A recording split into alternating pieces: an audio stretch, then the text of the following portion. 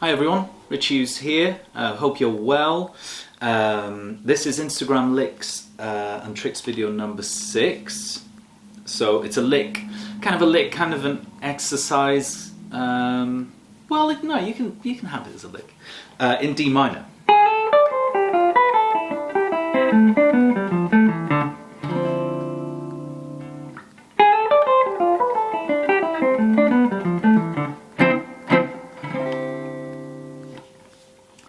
So, I got the idea for this lick from a man called Ted Green. He was an amazing guitar player and an amazing guitar teacher. Sadly passed away years ago now. I'm not sure exactly when, but he's sadly not with us anymore. But he left the world with some incredible knowledge, incredible musical knowledge. And luckily on YouTube there's a lot of videos that have surfaced recently, or that I've noticed recently anyway, maybe they've been around for a while,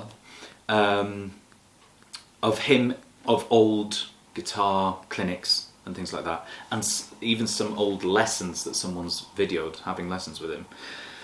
And he's just incredible. So, incredible guy, and he's got some brilliant books which are even better.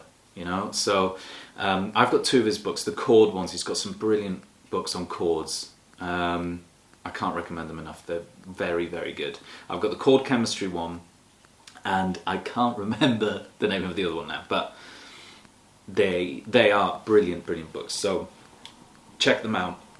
He's got books on single lines as well, and lead playing. I don't have those. I should though. I should get them. There's something nice about having books still. I know we're very much an online world now, but I still like having books. I still love having guitar books and picking them up, you know, books you haven't looked at for like 3 years or something, and then you go back to them and you're like, oh, you get a little nugget of information that didn't stick before, you know, that you hadn't looked before, you know, and I love that. So yeah, incredible musician, Ted Green. So this line, it's in D minor and it uses fourths, so lots of fourths in it, and it's just this nice descending line,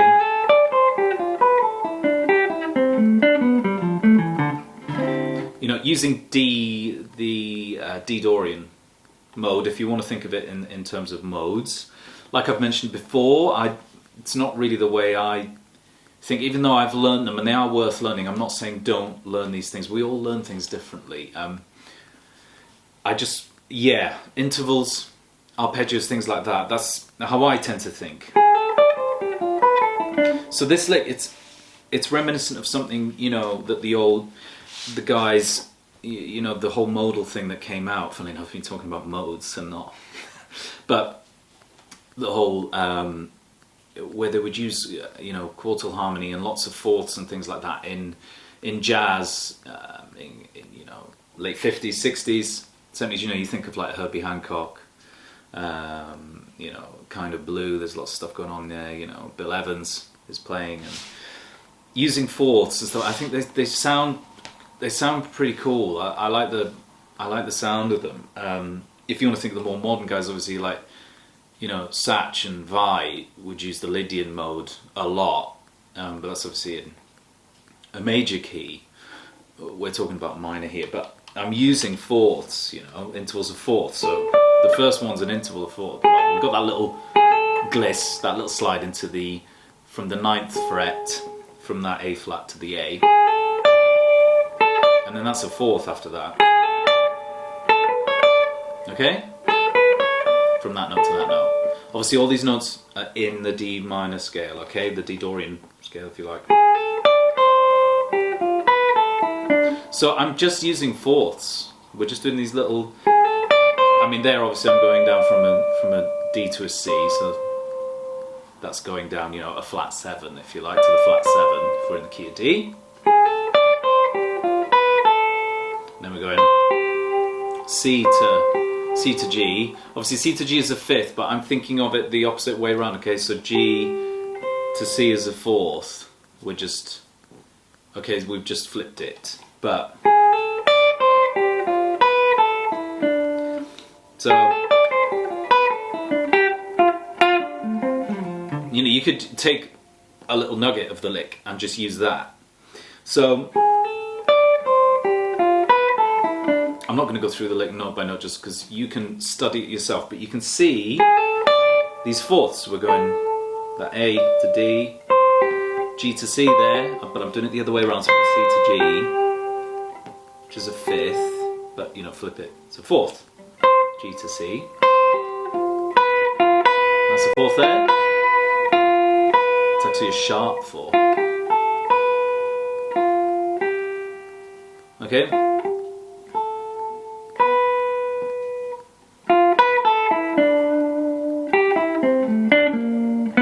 Sorry, my bad there. So it's got this nice, the sound of fourths. They just sound really cool, I think, over a D minor. You know, and you can do it over a D major. Obviously, you just need to. You need to not. It'll need to be D major, obviously, or D Lydian, if you like. And another thing to note on this lick as well is lots of finger rolls. Finger rolls, by I mean, is where you play one note with one finger, and then the next note is with the same finger on another string. So do it there, there, there, there as well. So it's great for practicing that technique whenever you've got notes on the same fret but on adjacent strings. Sorry.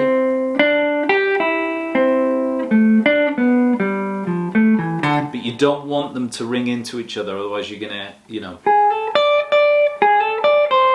you don't want that, because then you're starting to build a chord.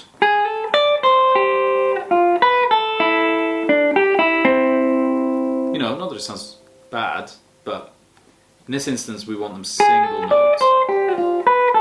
So it's practicing doing that that technique where you're pressing down on one string harder, and then you transfer that weight, you're rolling your finger up to the next string, okay?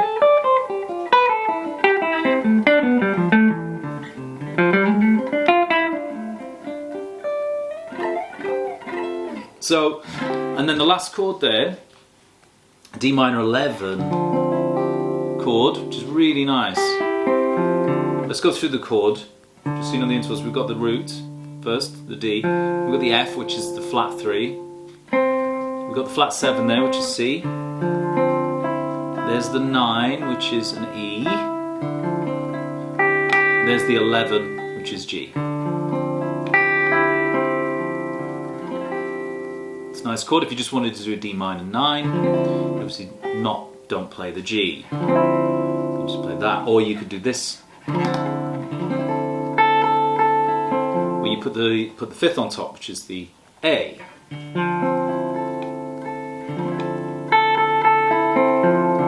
you can do that as well. That's just doing a bar with your third finger there on the 5th fret on the D, G, B and E strings. You know, it's used a lot in funk, you know, when you, well, not a D minor 9 chord, but you just move that third, that F to an F sharp, you've got a D9, yeah.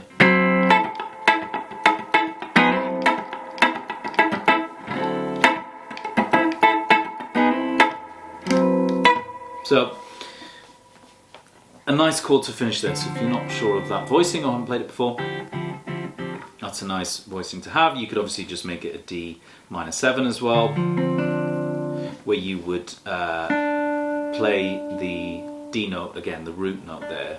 So you'd have the D, F, C, root, minor 3rd, minor 7, and just the root again. So there's no 5th in there. But you could put it in, put the pinky on there, on the 5th fret on the A string. Slightly out of tune there. Yeah. Just the D note's a bit flat.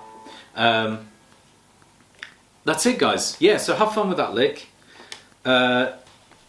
it's a really nice descending lick. You know, it's a good practice for that finger roll that I was talking about. So it works great over a D minor chord. Practice those D minor chords as well if you're not sure, if you've never done those ones before. They're nice voicings.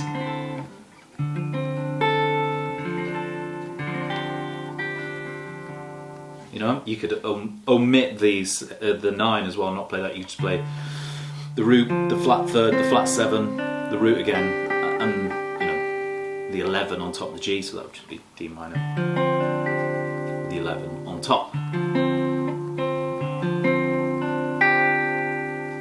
So that's another way of doing that. Yeah, chords are great. I love chords. I just love sitting there and moving notes around. That's a great thing to do as well. If you've never done that before, you know, taking this D minor chord, then moving some notes around. So say if you drop that 7, let's drop that fret to 4th fret to a B. We've got kind of like a D minor 11, but you've got the 6 in there, so it's like a D minor 6 / 11. Okay, so, you know, and then you could drop it again there where you've got like a sharp 5 in there because you've got an A sharp. So what you can do is a great exercise to do if you've never done this, is you just take one of the notes on one string and you just move it down a fret or up a fret, you know, and figure out what note that is in relation to the key that you're in. So in this case it's D, we're in D minor, and then you have a look and you're like, okay, cool, so what chord have I got now? You know, and do it with the other notes as well. You know, you might get awkward ones in there, you know, like, there you go, there's a weird chord. Because I'm playing the major 7 there, over a D and the major, so you got this clash, right? I mean, I'm never going to use this chord. And I've also got the major third, so you've got a rub of like minor third and major third, and then minor 7 and a major 7. Never going to use it. I'm never going to play that. But it's great exercise for just your chord knowledge. I think it's really good for that, and not so much theory, but just knowing where the notes are, you know, in relation to a chord. I think it's a great exercise for that. You're just messing around, you know. I'm never going to play that chord ever, you know. Unless I'm doing some weird abstract music in a gig where it's just all discordant and just, you know, really dark sounding, which I don't think is going to happen, not in the near future. Maybe that's the chord for 2020 because of all the shit that's happened. That's what it is. That's 2020 in a chord right there. Anyway, enough babble. Have fun with that lick. You know, stick with me. Every week I'm going to keep doing these videos. I hope I'm getting better at doing this. Become a patron, you know, thank you. If you already have, brilliant. You know, and if you're on the higher tier, great. Remember, you can have input into the lessons. You know, ask me what you want to learn, stuff you want to do. Yeah, brilliant. Thank you so much, guys, for all your support. And I hope you got something new out of this lick. And some new things to think about, especially around chords as well. And I'll see you in the next video.